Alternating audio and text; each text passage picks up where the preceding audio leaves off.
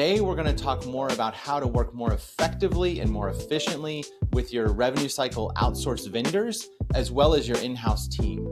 So this is a common scenario. Most organizations have outsourced a portion of their revenue cycle. Some have done everything, but that's less often the case. So usually you've got a combination of in-house folks and vendors. You've got the revenue cycle director stuck in the middle, and that's who we're here to talk to. So there's a lot of churn in revenue cycle director positions. So folks land in a new position, they got a little bit of time to get their head on straight, but maybe they're not where they thought they should be. So Francis, you've worked with a lot of revenue cycle directors. You've seen this situation. What's going on in the life of a revenue cycle director after a year or so? Well, after 1 year, you would think you would have all the kinks worked out, everything running smoothly. I know that providers and owners, board members kind of expect, hey, it's been a year. Why are we still seeing some of our high AR stats? And why are we having, workflow issues? They raise the bar on the expectation of you. At the 1 year part, you're really kind of just getting your feet into the mud, right? So you've got the RCM side, you've got a little better understanding of what they've been dealing with as far as garbage in, garbage out, what they are not doing. The in-house team, you've gotten familiar with their personalities, kind of how you've wanted to redivide up the team. But now you've kind of got to get into the things that will make a difference in the not so low-hanging fruit, right? So there's some new discovery to be done. It's like, why are we still seeing the AR like it is?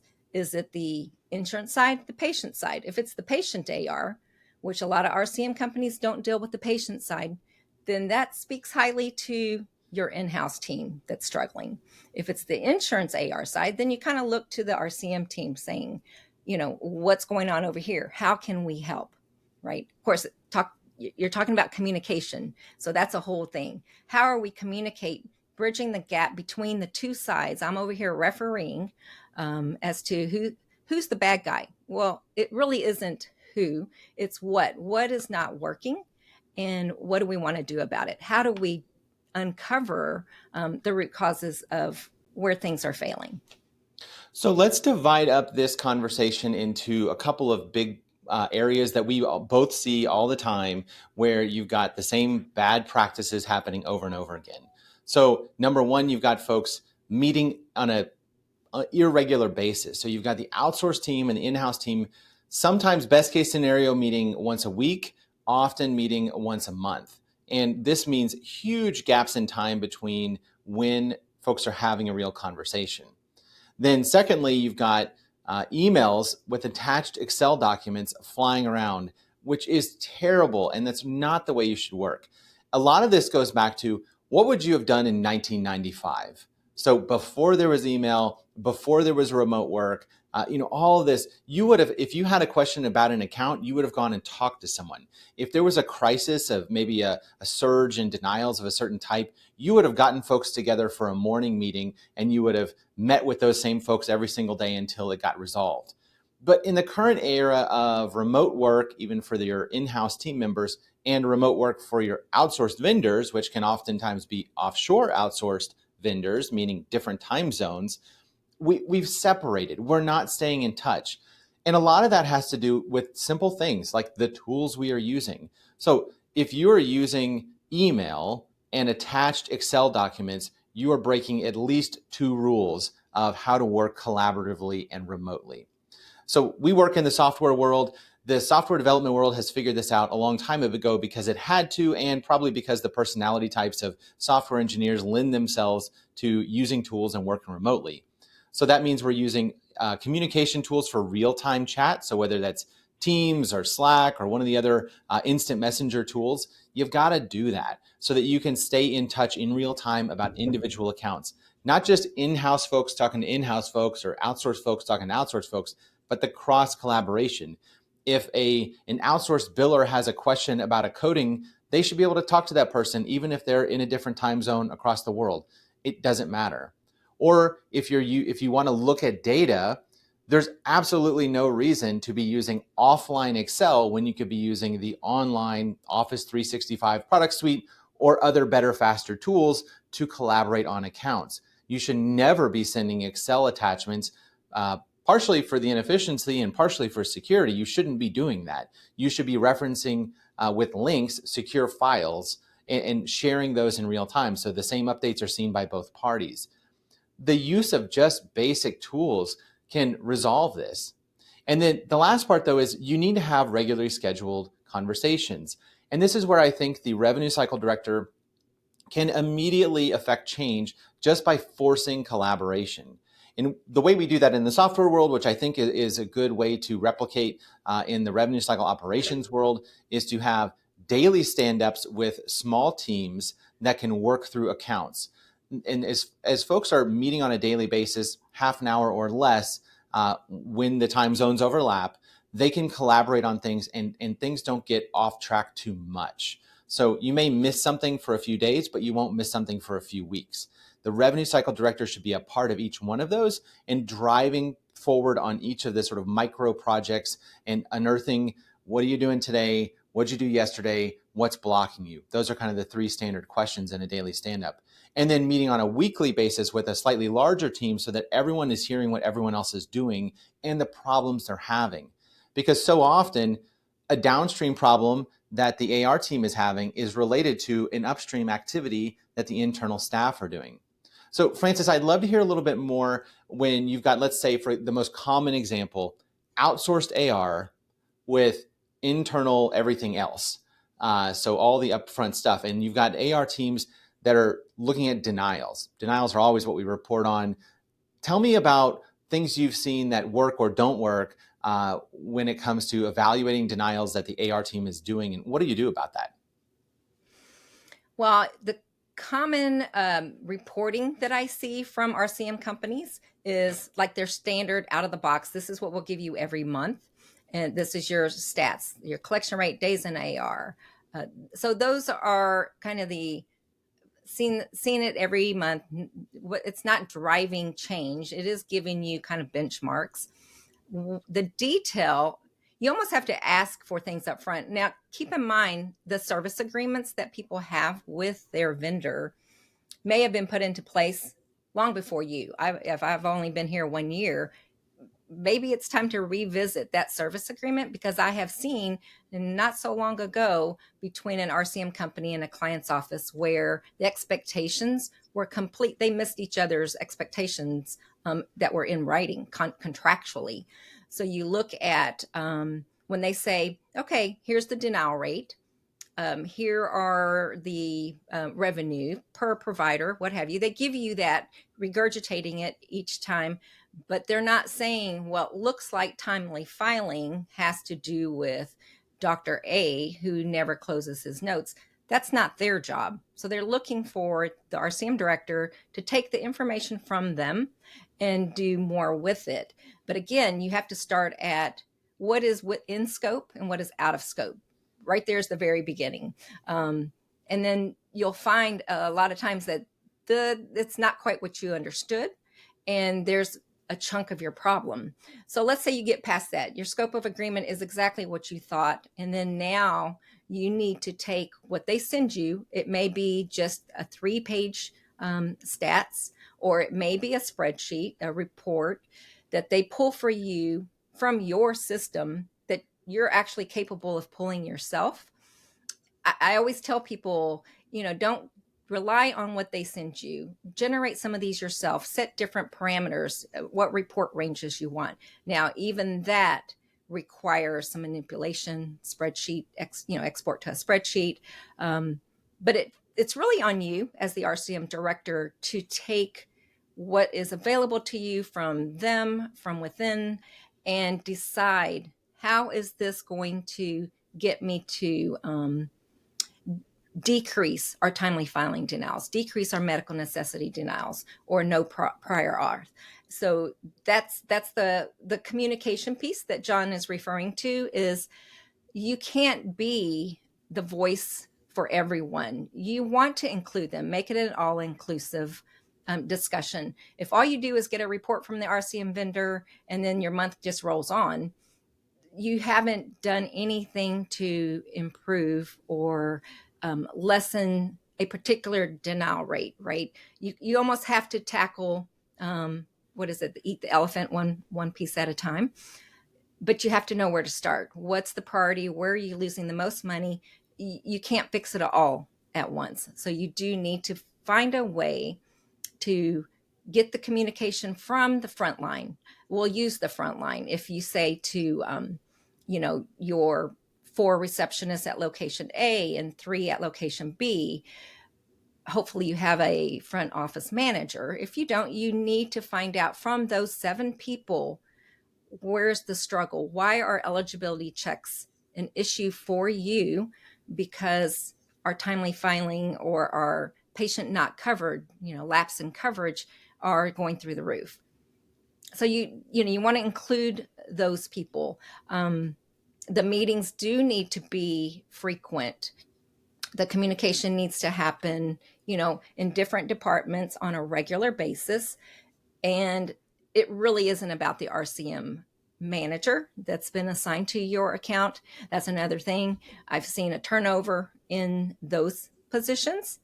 So you have to keep in mind that really it's vigilance on your part, accountability just rests with you, because they don't have a personal relationship with your practice or your providers. They're doing a job that was given to them, and they can only do as well as they're given.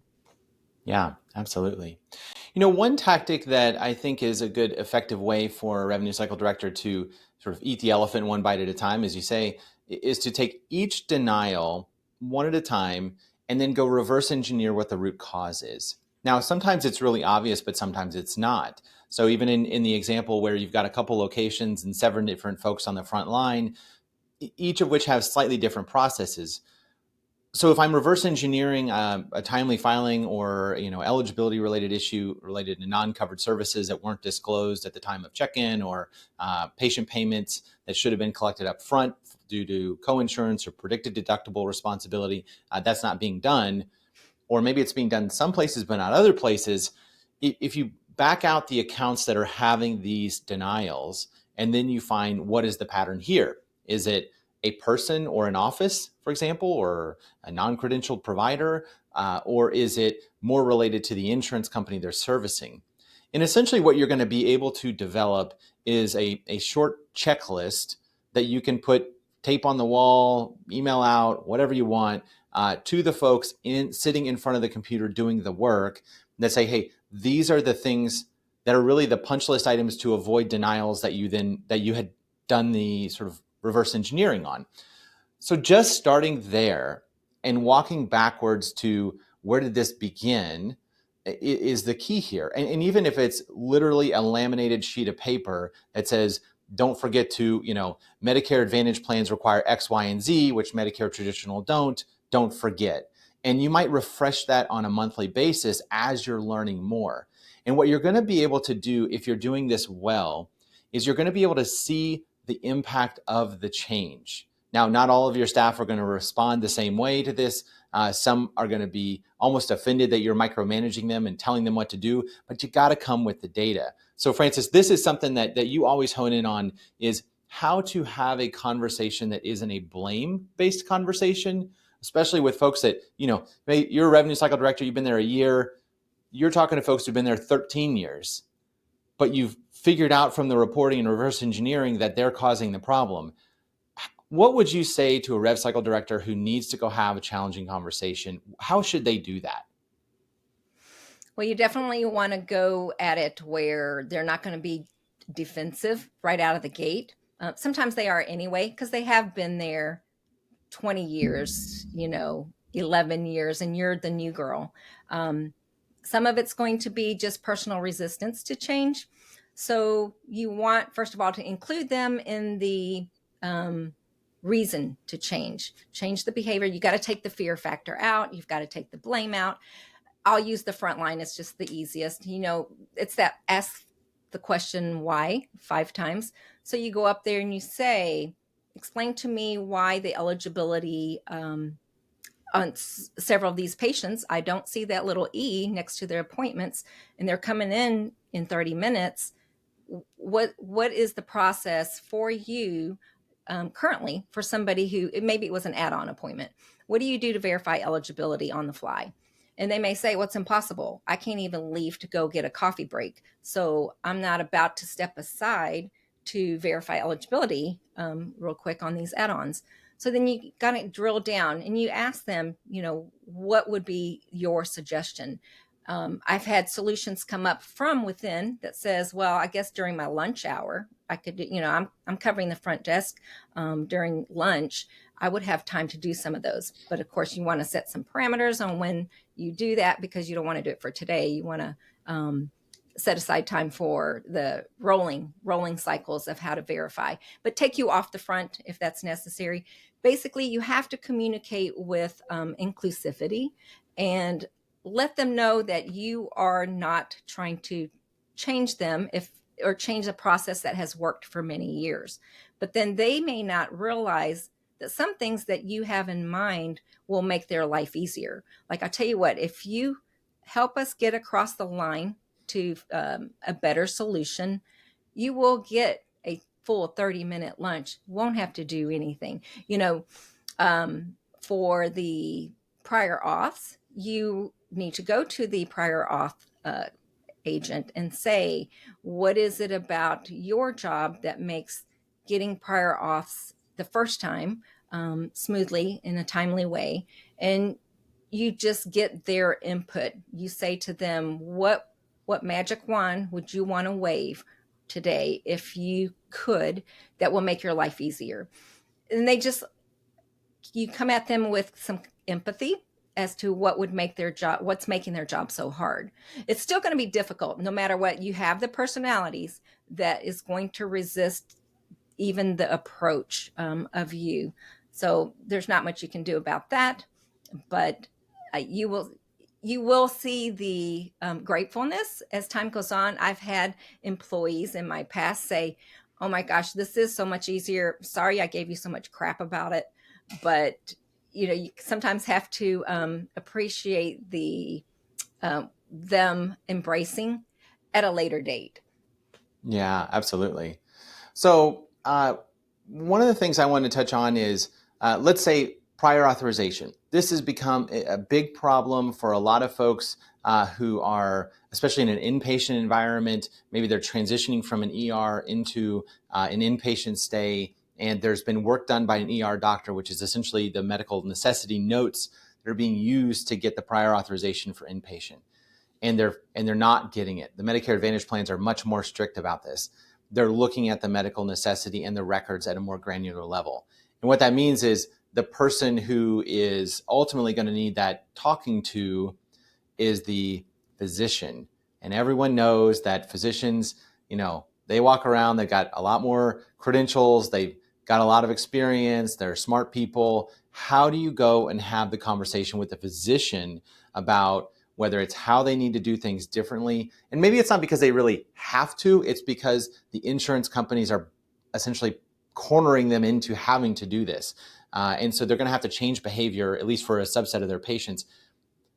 What are tactics you've seen that work for helping change behavior of one of the folks in the sort of wearing the doctor title? What works in those situations?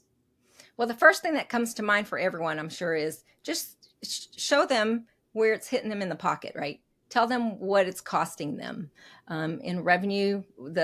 They could have made another $100,000 if they had done A, B, or C.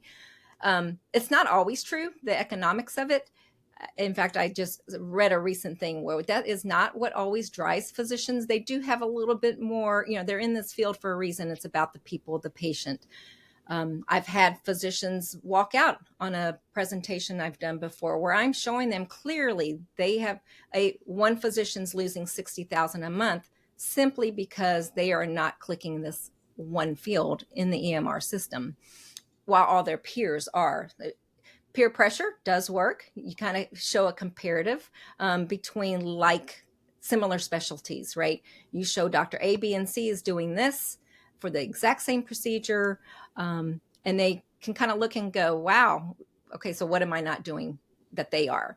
So peer pressure, showing the loss of money. Again, if that doesn't work, you ask the why. Why is it that when we say you need to get your notes closed, or why is it when you come out of surgery knowing we prior auth for surgical procedure A, but you had to go, when you went in, you realized, oh, I'm going to have to do a little more. This is more extensive than I expected. So you do that. When you come out, you've heard them yelling over at the billing department, oh my gosh, we didn't get a prior auth for that other thing you had to do. We had no way to know. So it's that communication again between the facility or the hospital where you perform the surgery.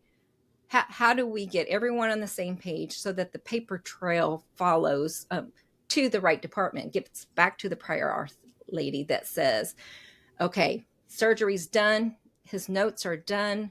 The hospital billing people are over here going, oh my gosh, we need that other prior auth also. So it's a collaboration. The doctor needs to really sit down and hear what you have to say. Now, again, these are surgeons. They're ready to move on to their next surgery. They really don't want to hear about the paperwork. But I think if you can identify, let's say, a pattern, I love enforcing the concept of pattern identification. If you know that this surgeon that does 6 of these a week, and those are the ones that oftentimes 4 out of 6, once he gets in there, he has to do more. That's when you can have that conversation. So you're not coming at him from just a broad discussion of, my gosh, you're doing stuff that we haven't prior auth. You say specifically, you do these 4 out of 6 times, we have to get prior auth redone. That's how you can kind of get them on board and understand without overwhelming. Yeah, that's good advice. Let's talk about one more thing. So, and this is always the case for folks that rise to the sort of more senior level of management. The higher you rise, the less you're paying attention to the details. And Francis, one of the things that you and I see all the time, and we're always harping on, is when we go and look at adjustment and payment posting, the details of what's getting into the sort of transaction log tell a story that will blow people's minds when they see it themselves. And so let's talk about the revenue cycle director who's sort of been skating by on other people's reports and other people's work and maybe not taking the time to get in the details of the systems. I see this as a huge problem. Most of the folks I talk to don't really understand beyond a superficial level what's going on and how it works. And one of the things that we've advocated for in other posts here is going and having belly-to-belly conversations and watching people do work, seeing what buttons they click, maybe seeing what technology you need to introduce or remind people that you have purchased and they aren't using, those kinds of things. An area that I would suggest that revenue cycle directors pay a little bit more attention to, maybe a lot more attention to, is go and look at the sequence of transactions that are happening in payment posting. Because there are some real sort of operational opportunities that you can discover here. So whether that's whether or not you're making time of billing contractual adjustments or not, and are those based on fee schedules or not, that's a huge opportunity. If, for example, you could introduce that at the front desk, if you've got an opportunity to do that sort of time-wise, you can ultimately understand what the patient's going to owe based on that plan and their deductible at that time, and potentially give them an estimate and collect it up front. Game changer for patient responsibility collections. You're probably also going to notice that when payments come in, the auto posting function that you thought that, oh, my clearinghouse auto post, I don't have to think about posting. Well, are you doing reconciliation at the bank account or not? What about when there's an offset, a recoupment on an 835 that comes in that lowers the amount due on the 835? What happens? We have seen time and time again where 835 auto posting does not work as advertised. There are plenty of scenarios, especially zero pays and those kinds of things, that do not get in the system correctly. And so if you can go and study accounts that are off balance, show a credit that shouldn't, that have a lot of after the fact non-standard adjustments, you will find the real root cause opportunities that will lead you to behavior change in a variety of areas. You're also going to see some really ugly stuff. You're going to see where folks have written things off, usually to contractual or some kind of other, something that won't stick out on a report, to bury an account that had a balance, a denied account, an underpaid account, a recouped account, these kinds of things. They are getting buried. Now, this could be systemic problem level stuff. It could be one-off anecdotal. You won't know until you investigate, but this is an area where the revenue cycle director who's not getting in the weeds, start with posting. It's the least appreciated department, the area of the revenue cycle more often than not, but it's also where you're going to see all the bad habits that have been going on in your organization that you can then go reverse engineer. And Francis, I know this is an area you study closely. What do you think? What are some things that, even just 2 or 3 or 4 or 5 takeaways of what should a rev cycle director look for day one when looking at this stuff? Oh my gosh, I have so many examples. Well, first of all, AR, when you talk about AR, you're talking about accounts that have balances, right? What about those zero balances? The zero balances often are where we always say the dead bodies are buried. And I'm not speaking about maliciousness or intentional, but one of the things that I look for as an RCM consultant, and I teach this to the directors, and it's not done often enough, where you run a detail of your adjustments. And there are a lot of customized. All systems come with out of the box your contractual. The non-contractuals will be the bad debt, the small balance, maybe even timely filing, which is specific to a denial. But you might have some canned ones. But then I see all these self-created adjustments that are like, oh wow, what's in this bucket? And you find that all kinds of things are tossed in there. Now again, it may be because they needed that custom adjustment code to get an account to a zero. That was the only way. It was just such a hot mess. This is the catch-all, the bucket that gets thrown in. So if you run a adjustment detail report pattern, you put your adjustments in some kind of amount order, and you'll see, oh gosh, $499.18 repeatedly. Let's hone in on that. Hone in on what service line that is. Why is that being written off so often? And I kind of use the even dollar rule. Hopefully most of you are using fee schedules that end in a clean dollar. So when you see adjustments that are $498 in sequence repeatedly, and well, gosh, right off the bat, I know that's for our, cauterization, whatever. Then you go to that procedure and find out that, oh gosh, guess what? The auto posting is doing that. This is not a human. An auto posting parameter missetting is writing all those off. Quickly go recover, reverse those, recover them. Another example of where you can do some good report driven changes is, like John mentioned, I always use vasectomies as a good one. I would identify a pattern to anybody with Anthem that got a vasectomy that haven't met their deductible. It's always they're going to owe $235.18. Yeah, I used to make phone calls on people who owed for those things. And I would call and they're like, sure, I'll pay that. They were the easiest ones to collect from. But it's like they weren't going to, because they'd already gotten 3 bills. Why would you not require people with Anthem that want a vasectomy in the month of May ahead of time? You collect that amount. So there are some predictive ways to minimize AR sitting there after 3 bills and a phone call that didn't need to happen. Another one is small balance adjustments, and I'll end with that one because I could keep going on. The small balance adjustments, people may have it set at $20 so that nothing under 20 gets billed to the patient. By the way, please revisit your statement settings, because I have seen where it was set many years ago and never revisited, and people are clueless as to what their minimum balance setting is, the parameters, people getting bills for things that just got filed to insurance yesterday because that setting for insurance exclusion wasn't checked.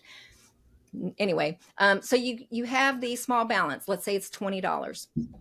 Well, all the people getting a $10 bill because their copay went from 50 to 60 for the public school system in your town, are getting small balance write-offs because it's under the $20 threshold.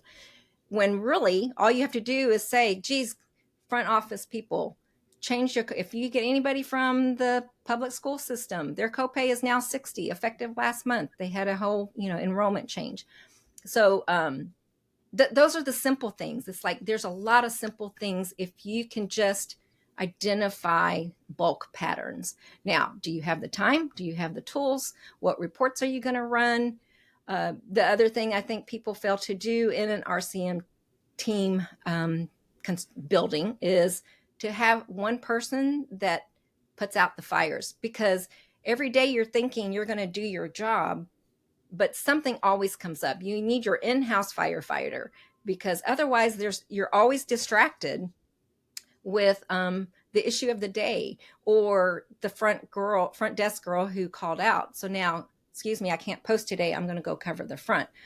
You have to, basically you're running lean. You can't go any leaner without sacrificing something. So there again, it's thinking in terms of pattern identification and prioritizing. You can't save them all. You can't save them all. How can we prioritize that? Yeah. Well, let's wrap this up. So we've talked a lot about how to work with, a better cadence of meetings and real-time communication and sort of following best practices of some other industries to work with your outsourced vendors and your in-house folks, how to use the data from your outsourced vendors, which are often related to denials, to reverse engineer root causes, to then go have challenging data-driven conversations with internal staff, how to dig deeper as a revenue cycle director into what's going on at a granular level, whether that's watching someone do their job where things aren't going right, you're going to figure out stuff. And then also looking at data, the things that have already happened, like in posting and adjustments, and figuring out what has happened there that I need to change upstream activities based on. So there's a lot to take in here. There's a lot of scenarios. Revenue cycle, as we always say, is death by 1,000 cuts. We got to address them one at a time, starting with the one that's bleeding the most. We'll continue the conversation to give revenue cycle directors more tools and more provoking more thinking on how they can manage their operation, whatever configuration it might live in, so that they can do their job better and support their organizations and their people more proactively. Frances, thank you so much. This has been great. Appreciate it. We'll see you next time. Bye-bye. Bye.